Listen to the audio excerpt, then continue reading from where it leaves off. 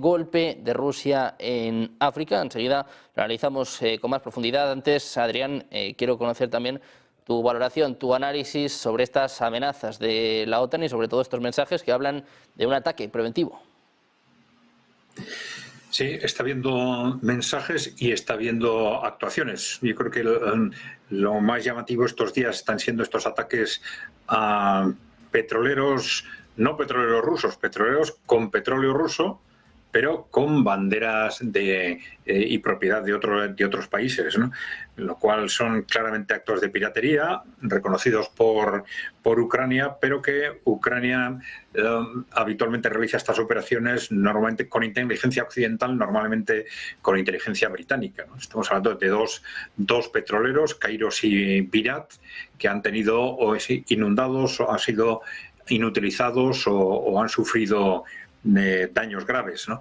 Y esto es un ataque directo en un momento en el que no parece el más adecuado este contexto de aparente inicio de negociaciones, el contexto más adecuado para abrir nuevos frentes, pero esto es realmente lo que está sucediendo. Bueno, el contexto de fondo es la posición que comentáis de estas potencias europeas, ¿no? Que están haciendo declaraciones muy agresivas que se pueden interpretar también, como en cualquier proceso negociador, como una forma de tensionar las posiciones, ¿no? De intentar equilibrar las posiciones negociadoras con posiciones más radicales y moviendo de esta forma el centro de gravedad. Pero la verdad es que responden a una posición ya tradicional de estas potencias europeas, que están muy relacionadas con la posición, al final, del establishment político-corporativo de Europa y de Estados Unidos, si se quiere, hasta que llegó Donald Trump al gobierno, ¿no? En estas posiciones, ya lo he comentado antes, la victoria rusa en Ucrania es inaceptable. Es inaceptable porque dan por supuesto que después de esa victoria se va a multiplicar la influencia política e ideológica de Rusia y del bloque emergente sobre Europa central y oriental en primer lugar, y en un contexto de extraordinaria debilidad del modelo europeo, como de alguna forma ya han señalado mis compañeros, debilidad económica, cultural, demográfica, inestabilidad política.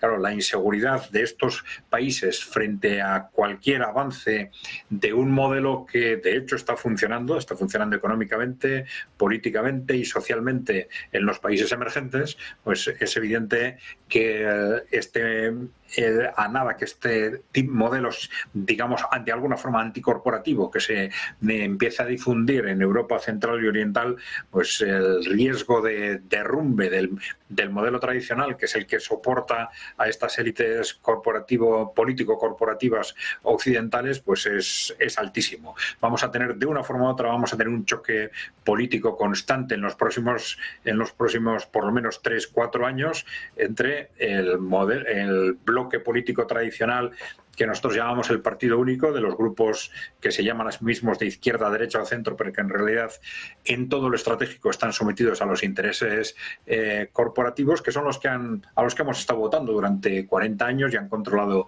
Europa fundamentalmente durante estas décadas. Luego tenemos el sector, digamos, conservador populista, muy bien relacionado en general con el trumpismo, y luego este empuje que va a venir fundamentalmente a partir de esa victoria rusa en Ucrania del modelo emergente. Esos tres bloques políticos van a entrar ya están de alguna forma en convulsión, pero van a convulsionar Europa durante los próximos años, van a poner en riesgo claramente esa hegemonía del establishment occidental sobre el conjunto del mundo y sobre la propia Europa. Hay mucha gente dentro de este sector, dentro de estos sectores corporativos, que se está jugando su futuro económico, político y personal, y no van a aceptar por eso esta es la razón de que no acepten de ninguna forma esa victoria rusa en Ucrania, y la cuestión es que hasta dónde están dispuestos a llegar para evitarlo. Lamentablemente, en los análisis que se hacen al respecto, oímos en los análisis geopolíticos en general que las posiciones de estas potencias son irracionales. Nosotros, en Ecaí Center, quiero decir, no creemos que sean irracionales, lamentablemente, responden a unos intereses objetivos. Lo que pasa que son posiciones que no tienen sentido desde el punto de vista de los intereses de los ciudadanos occidentales ni de los países occidentales, pero sí tienen mucha lógica desde el punto de vista, lamentablemente, desde el punto de vista de esos intereses de grupos, de esos intereses corporativos que están, ya digo, en una situación realmente desesperada y a los cuales no les ha importado en absoluto sacrificar Ucrania hasta el último ucraniano y que estarían sin duda dispuestos a sacrificar a Europa hasta el último europeo si ello es necesario para defender sus intereses, que ya digo que los ven claramente en riesgo y están en una posición desesperada y en estas posiciones las decisiones tampoco se pueden analizar como en una situación normal. Es decir, en una situación normal y viendo el tema desde fuera podemos considerar que una estrategia en la que de una estrategia bélica incluso o de agresividad política en la que no tengamos al menos un 51% de posibilidades de ganar no tiene sentido, mientras que en una situación de pánico desesperada puede tener lógica abordar ataques o incluso enfrentamientos bélicos, aunque las posiciones de éxito no sean más que de un 10 o de un 20%, si pensamos que es la única opción frente a un desastre como el que está vislumbrando esta élite occidental, ¿no? Bueno, pues con el foco puesto en la OTAN y en Ucrania, vamos a mirar a más asuntos y, si os parece, vamos a poner el foco en Venezuela con esta reunión de emergencia que va a mantener Donald Trump, paso de las 11 en España y pendientes, bueno, de este ultimátum que lanzaba el presidente de Estados Unidos. Básicamente le decía a Maduro que o se va o Estados Unidos va a atacar. Te quiero preguntar por esto, Cristian, parece que sigue aumentando la presión, la tensión con Venezuela. Sí, lo que también creo que en este caso estamos viendo también esta guerra psicológica, ¿no?, que lleva adelante Donald Trump, porque en rigor de verdad yo desestimo, tal vez me equivoco, ojalá que no sea así, pero yo desestimo que vaya a haber una intervención directa militar de Estados Unidos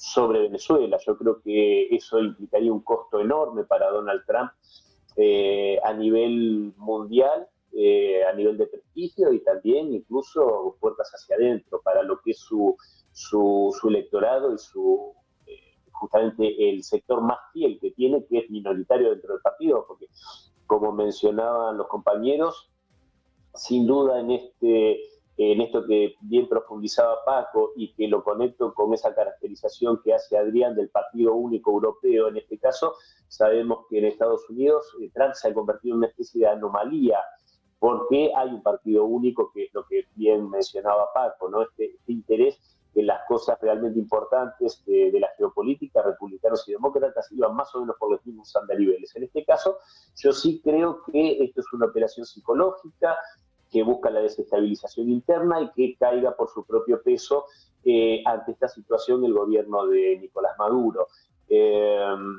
Y con esto tiene que ver, por supuesto, esto de hablar de cerrar los cielos de Venezuela, que yo desestimo completamente que Donald Trump y el ejército estadounidense se atrevan a derribar un avión de pasajeros. Me parece que sería algo absolutamente demencial. No digo que no pueda suceder, pero haciendo una advertencia ellos mismos de este cierre de cielos, entre comillas, creo que sería algo absolutamente improbable.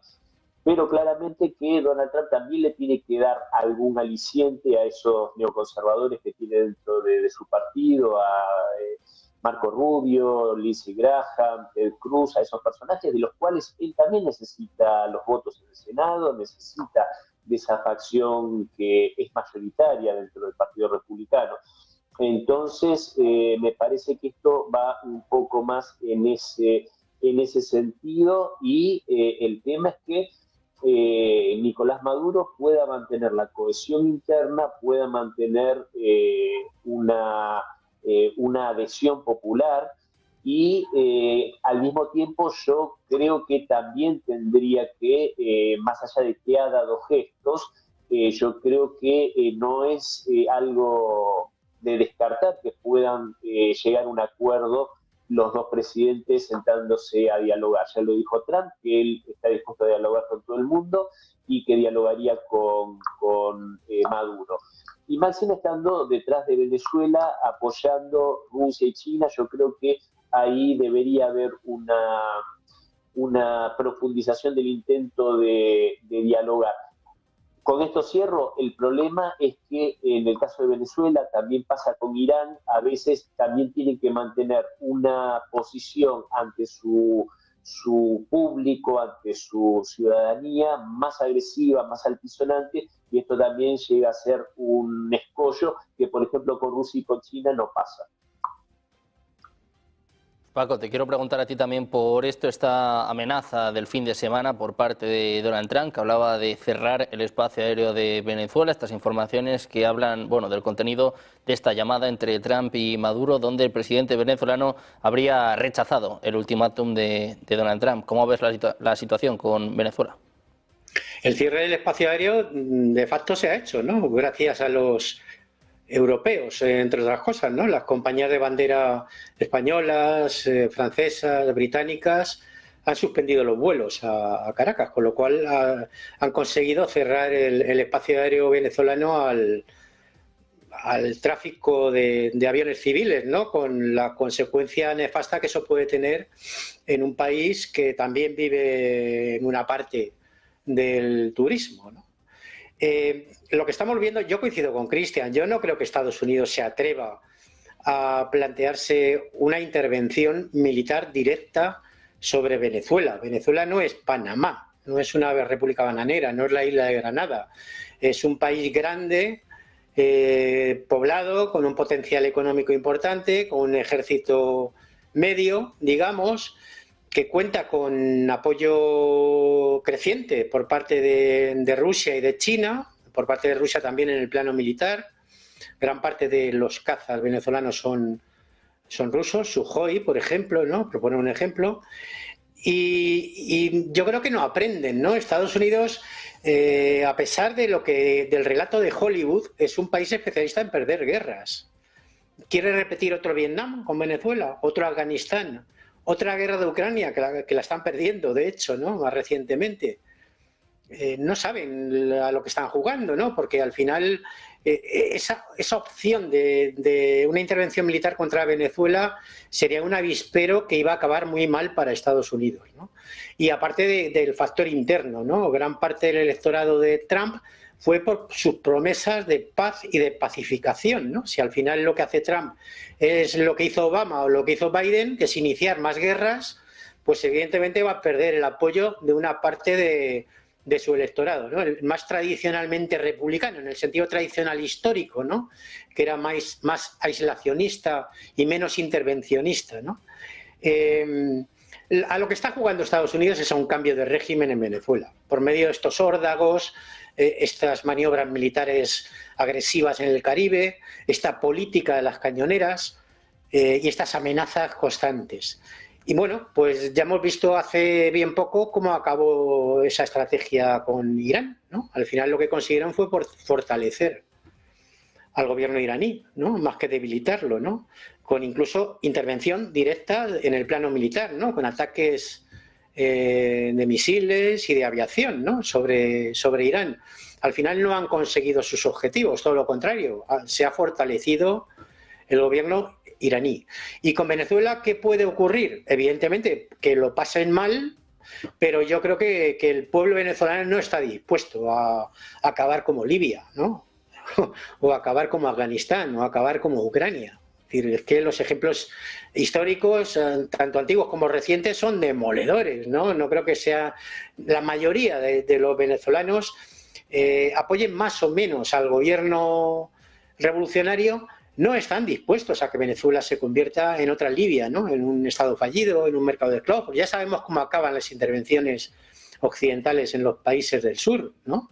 Acaban siempre muy mal y de forma desastrosa para los pueblos. Y esa lección la tiene aprendida, yo creo que muy bien, no solo el pueblo venezolano, el pueblo cubano, el pueblo nicaragüense, que son ahora mismo las tres piedras en el zapato para Estados Unidos en Iberoamérica, ¿no?